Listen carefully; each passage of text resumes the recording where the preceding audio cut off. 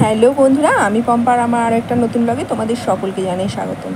তো সকাল সকাল আমি একটু কাজটা তাড়াতাড়ি সেরে নেবো বলেই শিলনোড়াটার মধ্যে সর্ষেটা বেটে নিচ্ছিলাম, কারণ সর্ষে বাটা দিয়ে মাছ হবে। আর এই যে শিলনোড়া নিয়ে বসলেই ওর যেন মাথার মধ্যে একদম কী সব ঘুরপাক খেতে থাকে ওই জানে। দেখো, খাঁচার দরজা খুলতে না খুলতেই সঙ্গে সঙ্গে বেরিয়ে এসে একদম আমার সামনে এসে বসেছে। তাই আমিও ওকে একদম তোমাদের সামনে তুলে ধরবো বলে ওকে যারা যারা তোমরা বলেছো যে খুব সুইট, খুব ভালো, ওই জন্যই ওর বান্ধবীটা তুলে ধরবো বলে সেটাই তোমাদের সাথে একটু শেয়ার করছিলাম। ক্যামেরাটা নিয়ে বসে পড়েছিলাম, কিছুতে খাঁচায় আর যাবে না। তা আমি তারপর ফাইনালি কোনো রকমে কোলে টোলে তুলে ঘরের মধ্যে নিয়ে রাখলাম। তারপর ওদিকের কাজটা সেরে এসে আর এই দেখো কি করছে, ওনার এখন গলা ফাটছে। আসুন আসুন, আপনার জন্য সাজিয়ে রেখেছি, আসুন আসুন, যান যান যান, আপনার জন্যই, আপনার জন্য। লজ্জা পেয়ে লাভ নেই, লজ্জা পেয়ে লাভ নেই, আসুন। আসবি না তাহলে আয়।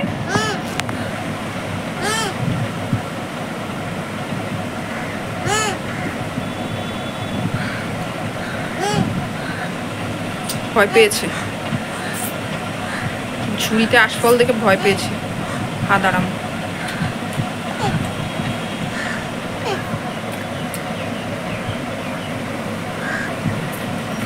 কেন রে, তোকে আনা যাবে না কেন? হ্যাঁ, এখানে বসবি চুপ করে, নড়বি না এখান থেকে এক পাও, আমি যেন নড়তে না দেখি, বুঝেছিস? চুপচাপ বস, নামবি না, নামা বারণ।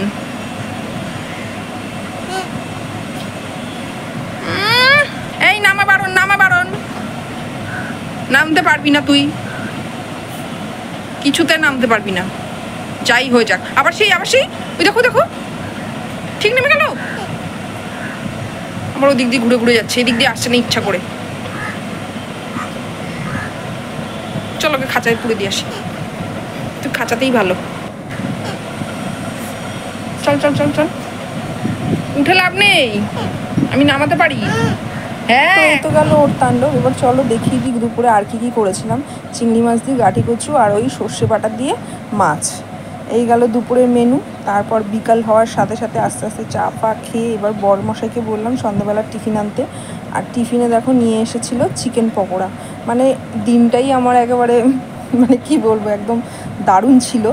কারণ এটার পরে রাতের মেনুটাও দেখো, রাতে আর রান্নার ঝামেলা বাড়াইনি, যার জন্য এটাকে কি বলে আমি ভুলে গেছি।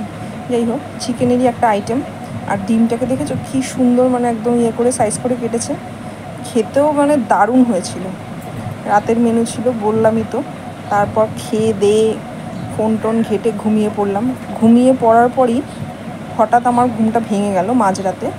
তো আমি উঠলাম, উঠেই আমার সোজাসুজি আমার একদম জানলাটা, উঠে বসলেই আমি জানলাটা দিয়ে বাইরে তাকাতে পারি। আর বাইরে তাকাতে না তাকাতেই এই দেখো এনাকে দেখলাম ওই মাঝরাতে একদম চালের উপর উঠে বসে আছে, দেখেছো? কি বিচ্ছু ভাবনার বাইরে। এই পাশ ফিরে বসে শান্তি হয়নি, আবার মুখ ঘুরিয়ে নিয়ে আবার দেখি ওই পাশ ফিরে বসেছে। তারপর ভাবলাম না, এর পেছনে সময় নষ্ট করে লাভ নেই, আমাকে এবার ঘুমোতে হবে, কারণ সকালে উঠতে হবে। তো চলো আজকের মতন এ পর্যন্তই, সকলে ভালো থেকো, টাটা।